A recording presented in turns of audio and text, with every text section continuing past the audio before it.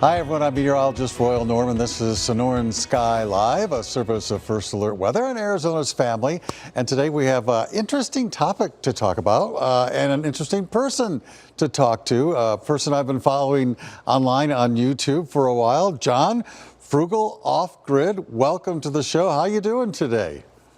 I'm doing great. I appreciate you having me on. Well, I got to tell you something. I'm really drawn to Arizona stuff, obviously, but a lot of people are doing the off-grid thing. A lot of people are doing, trying to figure out ways to stretch water and harvest water off of their roofs and things like that, and, essentially living off the land. And I think that's a topic people are really interested in these days. I mean, what's the reaction you get? Yeah, I get all kinds of mixed reactions. And I think overall people are fairly interested, whether they want to pursue it or they're just interested in seeing something that's outside of the norm. Yeah, that's a little bit different. So, and the other thing I've noticed is there's all kinds of different folks are doing off-grid, and they're doing it in different ways, and they're doing it with different funds. Let's start with the basics. John, what do you call off-grid living? What to you is off-grid living? Yeah, there's a lot of definitions. To me, off-grid living has really boiled down to creating more stability for myself, and in doing so, reducing a lot of pressure. Out And here, I knew that I wanted to create some kind of a homestead that could meet most of my needs. and that's the thing. You started off. I want to say, was it 2020 when you got started with your off-grid project? Right. It's almost been 6 years now. Wow, that's amazing. But I've seen some of those early videos, and you've also reintroduced some of them along the line as well. But please correct me if I'm wrong. I believe you had a sleeper van, and then the first thing you did was build a workshop, so you had a little bit of shelter. But there wasn't much going on when you moved onto your property, was there? Oh, and you had water. Yeah, so you're right. When I came out here, it was just bare land in the absolute middle of nowhere. I came out here with a camper van. I brought a 1 year supply of food. I brought some containers. And that way I would have shelter, water, food, power, and income from day one, even, albeit a minimal setup. I was able to pretty well guarantee my needs would be fairly met until I could get infrastructure up and running. And so that's been quite a project too. And I know one of the things you've told viewers time and time again is, if I had it to do all over again, I might have done this before this or this before that. But in some sense, that really doesn't matter if you're moving forward, huh? Right. So if you look at it at the end of the day, I mentioned shelter, water, food, power, income.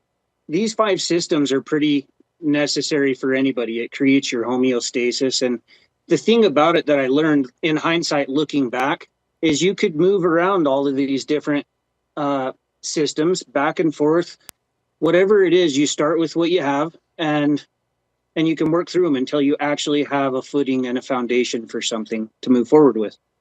And it seems like you're always improving upon that. And of course, and the big thing that happened in the last year or so, you started building your house, which we all watched you build your house, and now you're living in your house.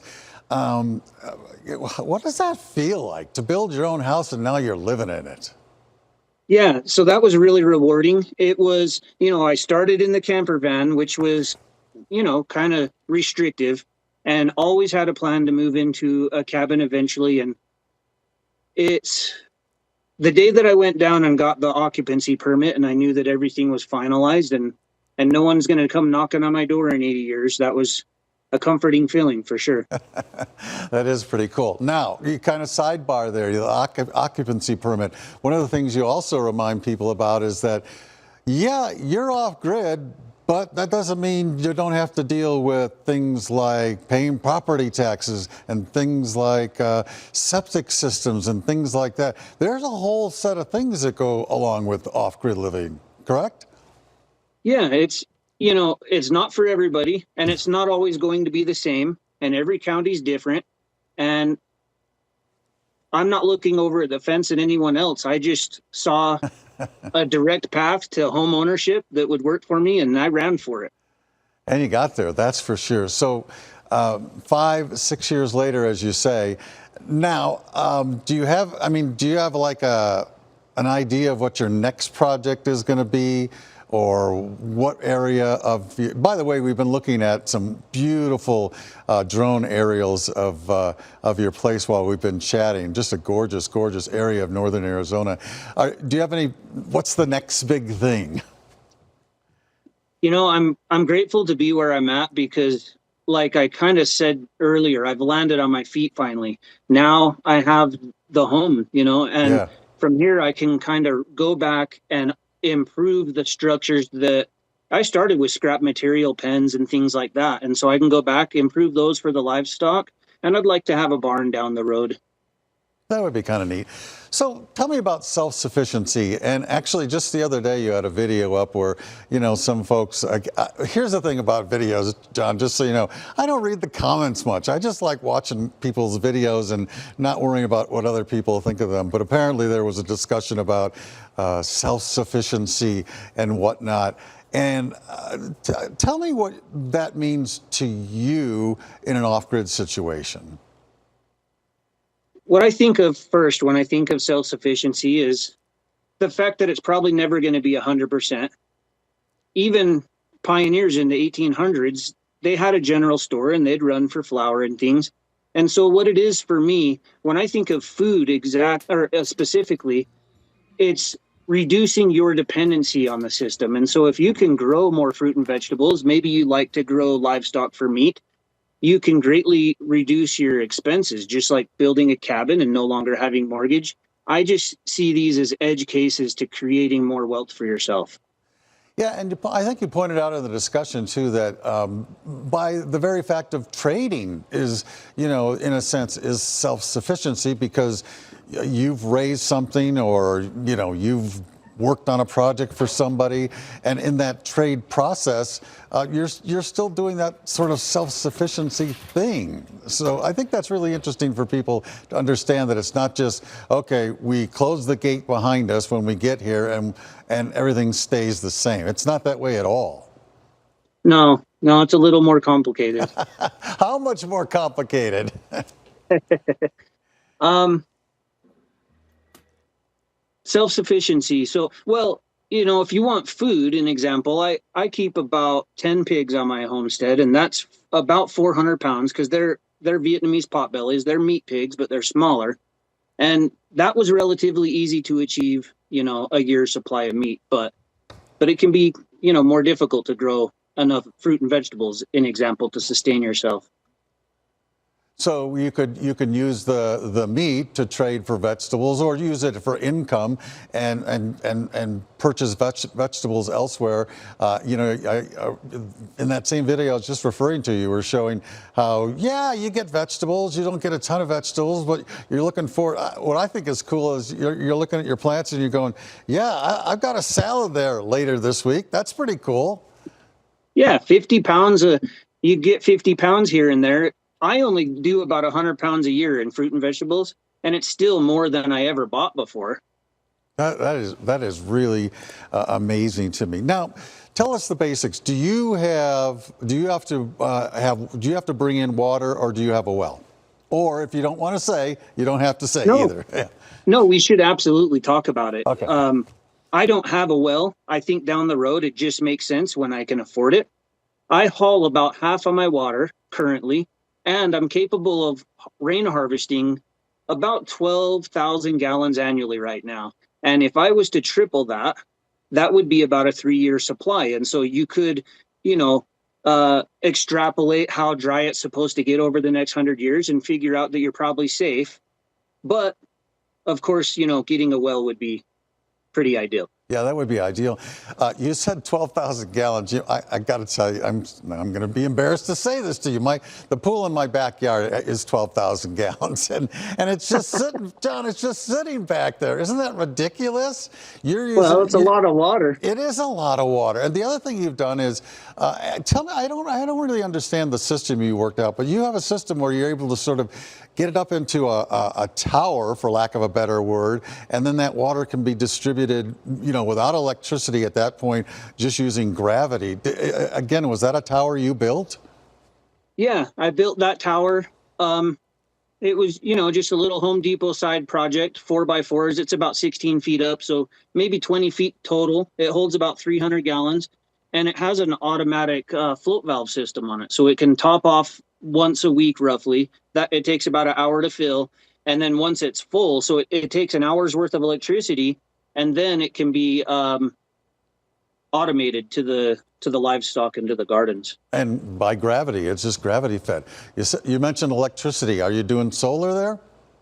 Yeah, I started with a really pretty basic solar system, just enough to kind of get by. I reduced the electronics I used at first to make that easier. And then now the cabin has nearly the same size electricity system that a small family home would have.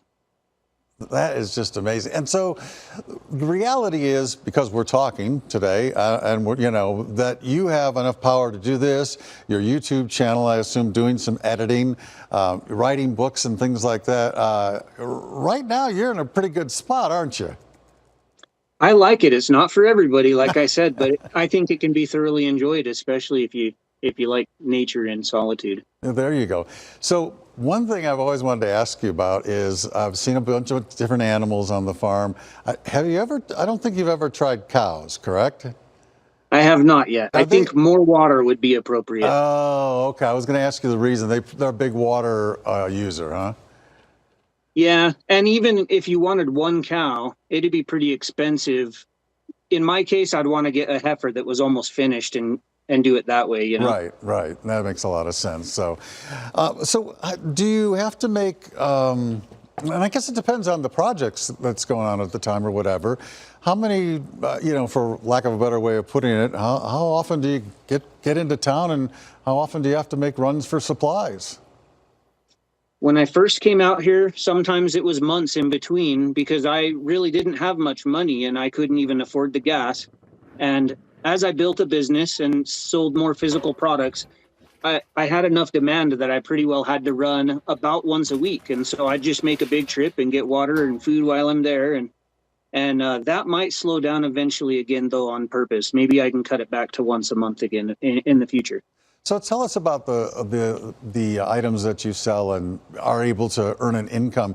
First of all, do you get, and again, I'm not asking for specifics, you know that we've talked before via email.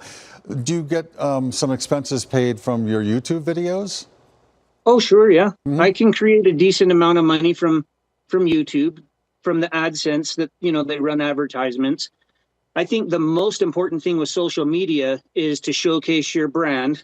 And then from there, you can get traffic to your website and whatnot. And if you provide something that's honestly valuable to people, then they'll see that. And I think that can really help you support your homestead. And if folks go to your website, it's Frugal Off-Grid, very easy to find. And right now we're scrolling through your YouTube page. What are some of the items that people can look for there that you offer? On the website, yeah. So I have physical products that I mostly focused on at first, but over time, now that I have hindsight looking back, I realize the very most valuable thing I have to offer is my knowledge to the person that is who I was when I started. And so I made a very in-depth free guide on my website. I offer a roadmap to help give people clarity if they need that.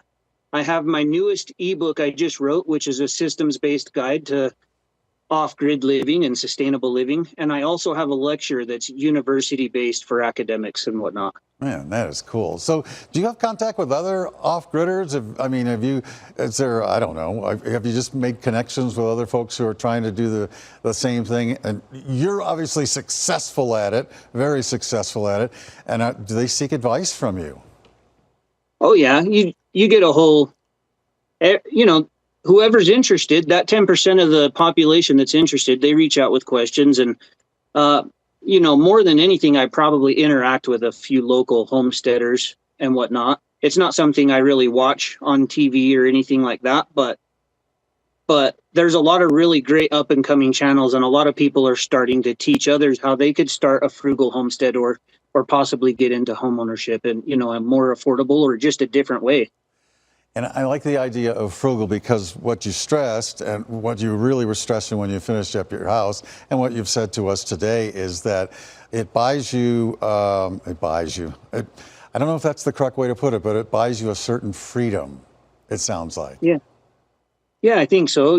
If you build the house, I don't want to get too specific, but it didn't cost me much to make this. Less than a lot of people pay for a fully finished shed. And so I own it outright for life. And I don't want to say that in a braggy way, but I think it's important for maybe, well, young men or anyone who's trying to get a footing in life. It's a pretty good foundation. Indeed it is. And in fact, John, we'd like to take a short little break, and afterwards, can we talk a little bit about, some of your recommendations, for people who are thinking about possibly doing this, what they should think about, the land they should think about, all that kind of stuff. Can we do that after the break? Are you fine with that?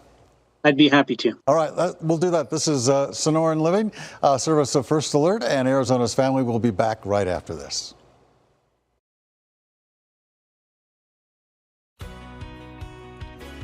Welcome back to Sonoran Sky Live, a service of First Alert Weather and Arizona's Family. Today we're talking with John from Frugal Off-Grid, who lives in northern Arizona and has built his own house up there over the last 5 years, has put together, I'm going to call it a ranch. But there are a lot of people that are thinking about doing this. I mean, I do think a lot of people think about it, John, for the same reasons you probably went and did it, is that it seems like there could be a freedom there. Starting with the land, what advice could you give people that are thinking about off-grid living? This is probably the first thing I would tell somebody, and I get this question a lot. Mm-hmm. And I think that if you're looking for land to start a homestead, it's a smart idea to start really broad and search the entire United States. The truth is you could homestead almost anywhere. I would focus on, finding a county that can meet your needs, understanding the rules there. And then, of course, you could win the lottery and find a piece of property that's really valuable, but somebody just wants to get rid of. But you have said several times in your videos that you did a lot of studying up on not only land in the area you kind of were eyeing, but also the local rules and regulations. That helps too, doesn't it? Yeah, I think if you're going to move forward with buying land, it's not going to hurt you at all to call the county, call all the different departments, get a good understanding of what you can and can't do. And then you know what you're going to do. It's not impossible to step through the bureaucracy and finalize things. And that might just be a really good move. Oh, we're showing some snow recently up at your place. So then what are the other organizational steps that you need to obviously figure out? Your food supply, your power supply, your water supply. Am I missing something else in there? Yeah. Well, so I go shelter, water, food, power, income. Okay. Power is kind of at the end to smooth things out, get things going better. Of course, if you can start day one with an RV or something that minimally meets all these needs, that's good. But at the very, very end is income. And the reason why is, of course, you need some money to start and whatnot. But I myself, I've been out here almost 6 years. And just the last couple months, I finally am starting to really focus on my business because I finally have a foundation out here as far as the homestead goes. So now I can, try to make sure I have many different streams of income. And that way, if something comes up short, you got lines to all these different sources of income. If one gets snipped, you're not going to be hurting for it so much and you can work it out. Did you have an idea of what you wanted to do income-wise when you made the move? And if so, has that changed? Has that evolved over the years? So before I moved out here, I had been an entrepreneur of some sort of, I've had little businesses and I wasn't 100% sure what the deal would be on the way out here, but I knew I was going to start some sort of business. And I had already come up with Frugal Off-Grid about 2 weeks before I moved out here. And I started drinking these teas and whatnot. They were healthy. It was something I was passionate about. And that's what I started with. shortly after that, I wrote some books that became #1 bestsellers on Amazon, and I don't have grammar. I'm not an author, and so I was surprised. And and like I said earlier, now I've come to realize the value I have to offer is to just help other people answer some of the questions I had when I started. It's the information is of the most value. But I'll say this though, in watching your videos, it's not just information, John. You also get fairly philosophical at times, and I think that's one of the interesting things why people watch your videos, because you're a very introspective person, yeah, and you think a lot about what you're doing, and you think about life and where you want it to be for yourself. And I think it seems to me that a lot of people want to sort of have that kind of lifestyle. Yeah. Yeah, I think that solitude, so quiet, is one of the very best places to get to know yourself. Well, there you go. And as I'm saying that, I couldn't do it. I couldn't do it, John. I would be up there 3 days, and I would say, okay, I'm going home. But I think it takes a certain kind of individual to be able to do that and to sort of persevere, if that's the proper word, through. There has to be some times when it gets a little aggravating, or like you've talked about mistakes or orders you would have done things differently. Does that ever get you down? No, it can be stressful because, living so remotely, your vehicles break down. You're the guy that's going to fix it. If something goes wrong, you can't really call somebody very quickly. And so you just have to take care of it. And I've learned that sometimes a lot of things happen and you get a little overwhelmed. And the best bet is to just do your best. I make a list. I do the things that are complicated first, get that out of the way, and then it's a reward to do the other things. And if you're working on fixing the vehicle and that doesn't work, just move on to the next thing that you can do. And I noticed that just seems to make things work out in the end better than they might have. I notice also a lot of times you'll set something up and you'll say while you're setting it up, okay, I'm just doing this because I need this for now, and then I'm going to clean it up later when I'm at that point. So you do a lot of that where you've already got in your mind where it's going to be, but you need it now. And so you more or less will do a temporary fix. Yeah, a lot of people say, when I built my fence, a guy said, there's only one right way to build a fence. And I don't blame him. I don't blame him for repeating what his dad told him and his dad told him. And they're right if you have the money and resources. But if you only have 20 T-posts and some poly wire, that's your fence for now. And you just got to make it work, and then you can upgrade it down the road. And I don't see any problem in that because you get infrastructure in place. You got food, water, shelter, Yeah. Well, and help you get there. Yeah, so I want to talk about water. Water fascinates me in Arizona, as you might expect, and you have a lot of places on your homestead where you collect water. And one of, I would say, a later addition, not the latest, but is that you're now harvesting off your driveway and taking a lot of water that you were losing I wouldn't say losing for a time, but weren't gaining. So you're constantly thinking of ways of keeping that water on your property. Yeah, absolutely. I've made videos that say basically, how to make your land hold water. And that's, water's life, right? Yeah. And so by digging swells and ditches and things, you can direct water to ponds that can, line one to start with. So you got water that you can access.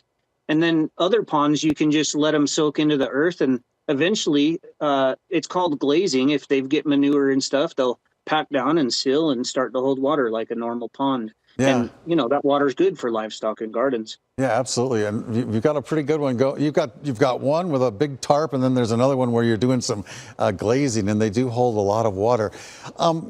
Collecting, what water, do you drink water that you've collected off your roofs? Or which water is the stuff that you drink? I'll drink anything I have to, but of course, all my roofs have metal roofing, and so Right. It's easy to just get the water off of that. It goes into a cistern, add a little bleach, that'll kill bacteria. And I'm not giving you recommendations. You talk to your doctor, but I know. Okay. but then you filter it, and it'll remove 99% of the chlorine, and you got perfectly safe water. I'd say it's probably cleaner than most city water. So then I'm the guy that would sit there and go, okay, John, what do I do if I need to go to the doctor?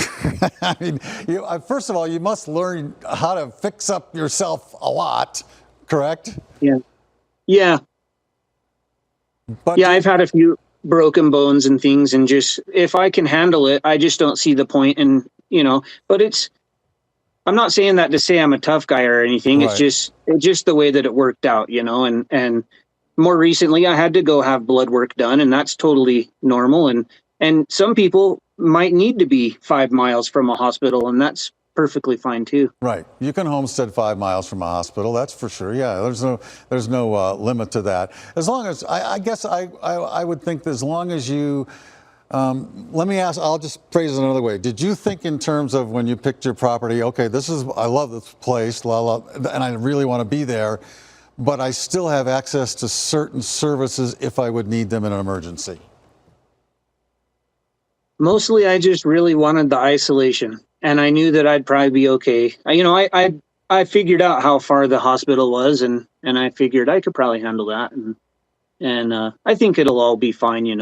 I've got neighbors and people I could call on, and yeah, I think you'd have to be almost in the middle of Alaska before you're too far away for help.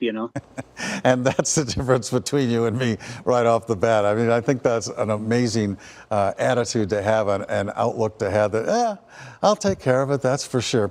So where do you see your homestead going, like when we chat again in a year or two?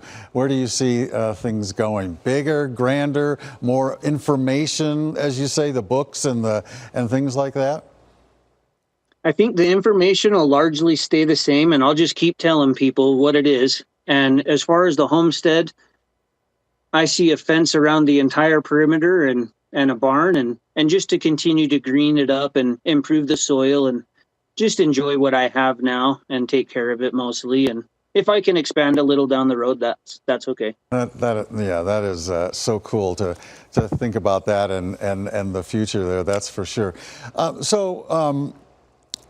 All your electricity is supplied by solar. You're collecting all your water. You're basically self-sustaining with food through trade or going into town or whatnot.